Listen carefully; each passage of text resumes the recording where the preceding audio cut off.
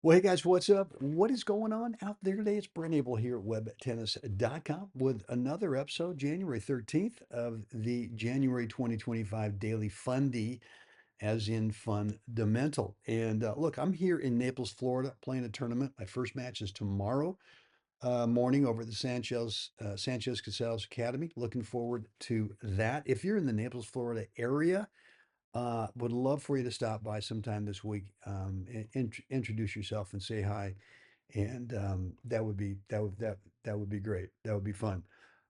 Look, today's message is those few seconds after every point, and it's really where the learning opportunity happens, and we're going to get into that in just a second. Look, if you're still struggling with getting tight at the end of sets or matches, down below in the description area, there's a link. If you've not yet checked out my 5 mini mindset skills, the training course, I want you to do that when we're done today with this episode of the Daily Fundy, and get into that course. Look, the confidence code for mental toughness is first built off the court, and that's what this course is going to show you how to do.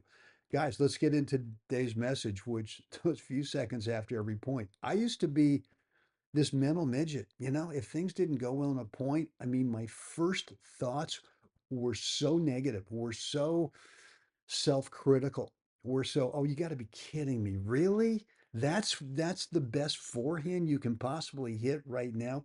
Man, all the stuff was really negative thinking. And what that does, it's an emotional response that just completely destroys any potential learning opportunity. Same thing's happening in drill sessions, right? We're doing some drill. For example, let's say we're hitting some cross court forehands and we miss a ball and we're just frustrated that we're not hitting every one of these forehands perfect, right?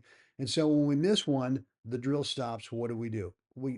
At least for me, I used to go into a really negative, self-critical self-talk messaging that just stopped the learning, right? I just didn't really have this opportunity at that point to go, oh, okay, I see, I got it, all right. So here's what I want you to do, and it's real simple. At the end of points, those first few seconds in a match or whatever you're doing in a drill session, you got to come up with something that keeps you on an emotional even keel. Where if you've just hit the greatest running forehand of your life up the line at a huge critical point in the match, that you don't take your emotions way high off the chart. Because when you do that and you eventually come back down, it's energy that you've just expended, right? Your brain starts to think, oh, okay, well, that's what we need to do every time to win a point. You don't want that. Conversely, when you miss the easiest ball of all time, and now you emotionally want to go down in the dumps, right? And start with this self-critical negative stuff, it doesn't help you. Neither one of those emotional responses helps you with the upcoming point in terms of having clarity of what you might want to do in terms of how do you want to tactically start the next point.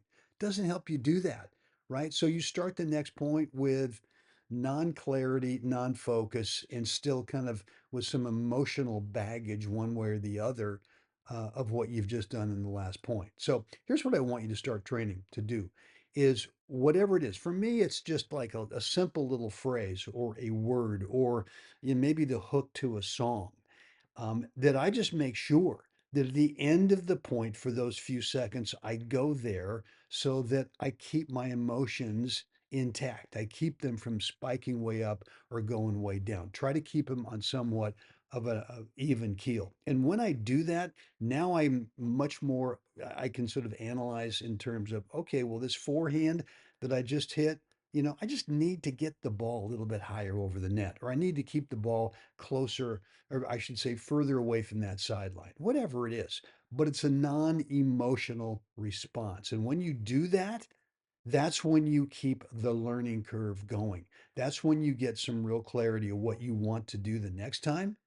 And so it's vital. It's vital that you come up with your own unique way of a word or a phrase or a song or something that you do every stinking time at the end of a point in a match.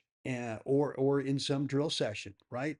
So hope this has been helpful today. Look, let me know down below in the comments area what's on your mind with today's episode. Any comments, remarks, questions? Love to read your stuff and be able to respond. And again, as a reminder, if you're in the Naples, Florida area this week, stop by the tournament. It's over at the Sanchez Casals Academy in Naples, Florida. And if you want to know I mean, tomorrow I'm playing Tuesday at 10:30 in the morning, a singles, and then we have a doubles, I think mid-afternoon tomorrow. But would love for you to come by, introduce yourself, say hi, and let's spend a little time together. Guys, in the meantime, again, a reminder, if you're not picked up this course, my 5 mini mindset skills training course, if you're playing tight at the end of sets, playing tight at the end of matches, coughing up leads, maybe choking a little bit, I want to help you. I want to help you get through that. The way to do that is down below. Click that link in the description area, pick up the course and get started, because the real confidence code for mental toughness gets built first off the court. We've got to do some things off the court first to start building that layer, that foundation of confidence that you can take on the court and go from there. Guys, hope this has been helpful today. Again, let me know in the comments area. If you like today's video, click that like button. And for sure, make sure that you're subscribed to the channel. So anytime I go live or upload new content, you get alerted. Guys, that's it for me today. As always, it's time we got to get out there. We got to help someone else have a spectacular day.